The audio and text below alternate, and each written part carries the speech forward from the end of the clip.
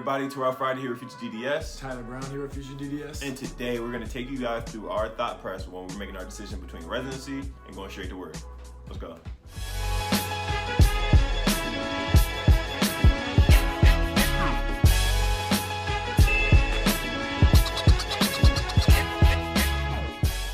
If this is your first time at our channel, Terrell and I, we basically give tips on how to get into dental school as well as show everybody what it's like to be an actual dental school student. So if you haven't already, make sure you check out all the other videos on our channel and go ahead and hit the subscribe button because we have a lot more to come. So if you are somewhere along your dental school journey, I'm sure you're gonna have to come down to the decision of if you wanna go do a residency or if you wanna go straight to being an associate. Right now, we are actually, coming up into that decision-making process, and I guess we'll talk you through a little bit of what's going on in our minds as we go through this process and what are the key things that are leading to the decisions that we're going to make. So, first things first, a residency. Residencies are pretty much, they can be specialty programs, the orthodontics, the perio, the oral surgery, all those are technically residency programs, but they're to become a specialist in a specific field in dentistry. You have your GPR residency, which is a general practice residency, which is more so hospital-based is what they call it, and then they have AEGD, which is more so practice-based. But you can obviously get some experience doing either, through both tracks, The other end of it would be going out and being an associate. Going out and being an associate just comes with, finding a location, honestly finding a job opportunity that fits you, that you want to do, as well as, something that's going to be beneficial to you as well as the person you're working for. So the biggest thing for me going into or looking at it is just the mentality of what, I think people are looking for. What do you want?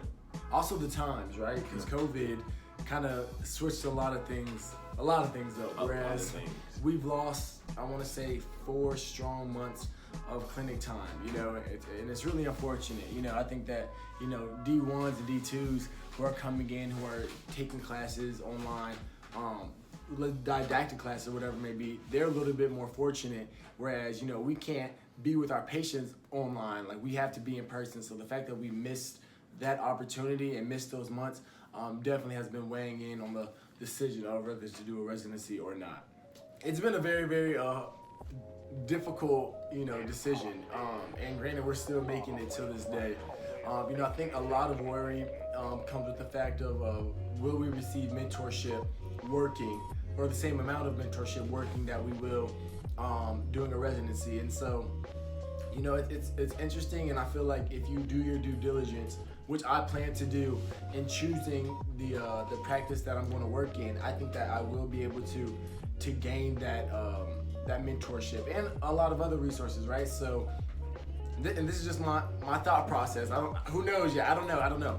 But if I am to find a dentist who will, teach me certain things as if I was in school. Granted, I need to do my due diligence. I need to know what I should be doing in the procedure, doing XXXXX. But if I need little tips or little tricks, I should have the relationship with that dentist, whereas he or she will come in and help me when I need it.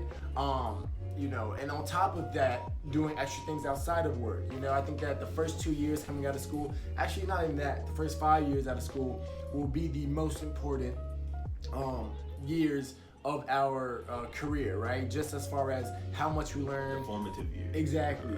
Like, what type of dentist do we want to become? And I've seen people who have done both. I've seen people go to residencies and didn't come out that strong. I've also seen dentists who did no residency, but after they went to work, they were doing CEs every day. They were studying every single day after work.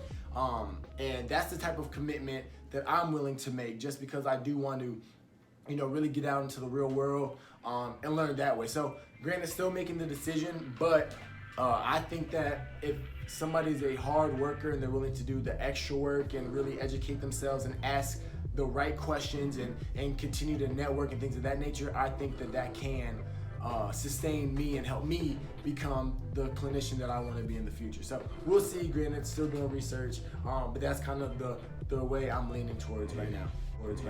And it's just to add like a little bit of a caveat to doing a residency. There is certain programs or like fields or maybe offices that you might have to do a residency for. Like if you want to go to New York, you have to do a residency, or if you want to work in a certain area or a certain city, it might be beneficial for you to go do a residency first instead of going to work off in another city where you're not even able to network. You might be able to go to a city, you can, be a resident there, you can network, you can find those connections that you really want at the places that you really want to be. And granted, you may not make as much money, or you may not make money at all, or you may have to pay money. But in the long run, is that what you want? Is it worth it? Is it like a viable option for you? Because some people, it's just not a viable option for. I guess looking forward more so than kind of learning more in the present state. Even if you go to a residency out here, some residencies you may do 50 extractions, you might do 10, 15, 20 implants. In another residency, you might only be doing dentures and drill and fill class 2s, and at that point, you could do that. You can go to work and do that. Right. So. No, and I think it definitely does depend on the residency program. And every residency, kind of like Terrell said, doesn't offer you the opportunity to learn implants. It doesn't. But also on the other hand, just because we've heard this whole principle of you're gonna get the reps. The more reps that you do, the better dentist you'll become. Blase. I think that just because you're doing a lot of reps of something doesn't mean you're doing them correctly. The quality reps. Exactly. And so with that being said, that comes back to the mentorship.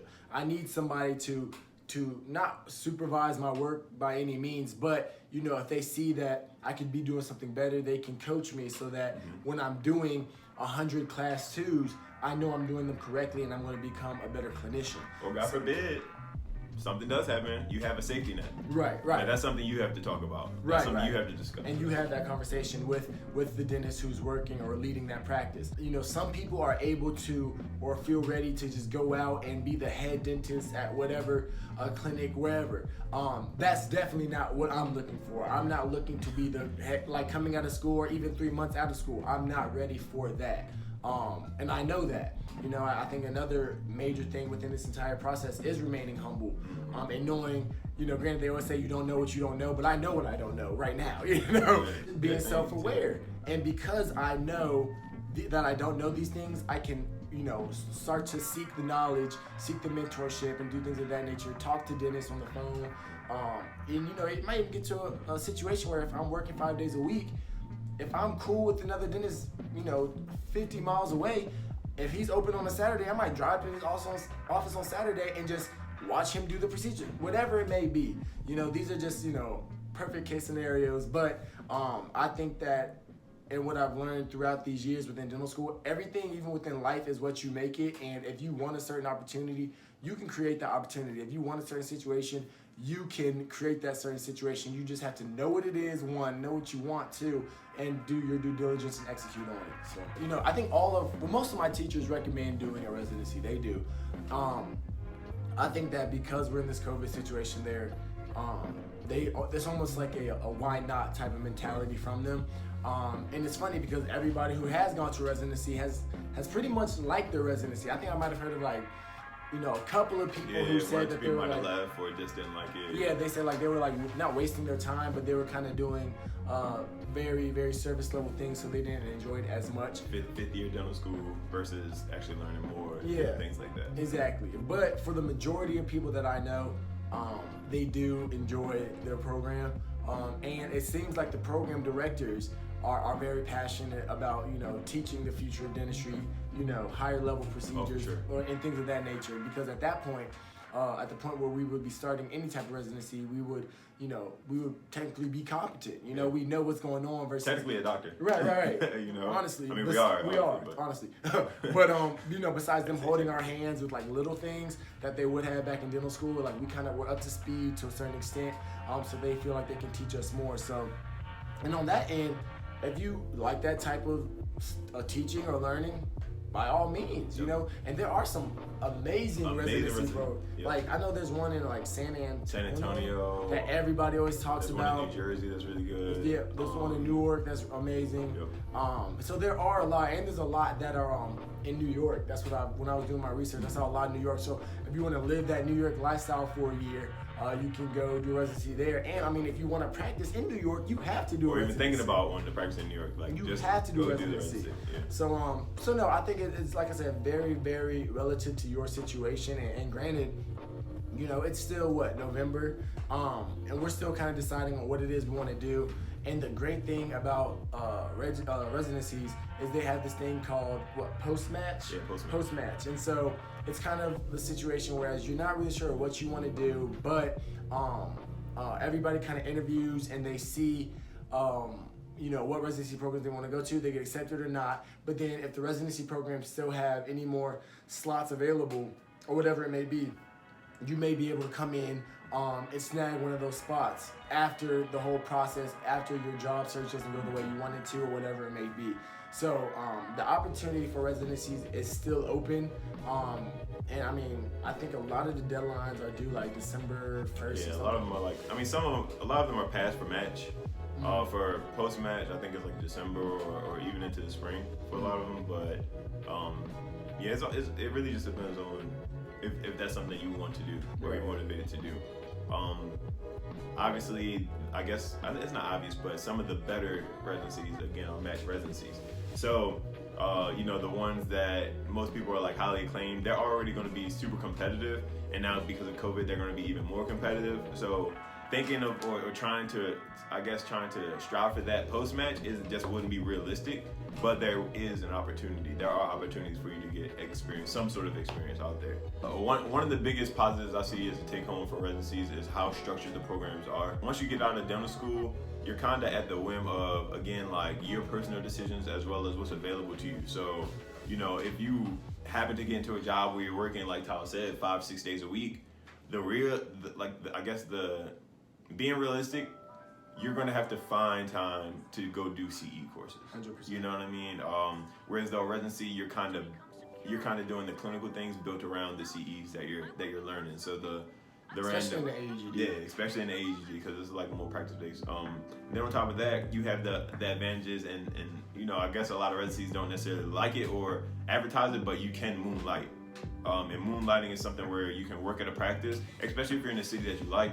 You can even work at a practice trying to, maybe a couple days of a potential dentist, a potential mentor that and kind of build your network within that area of the residency. So that's something, and you can also implement things that you're learning in your residency in real practice.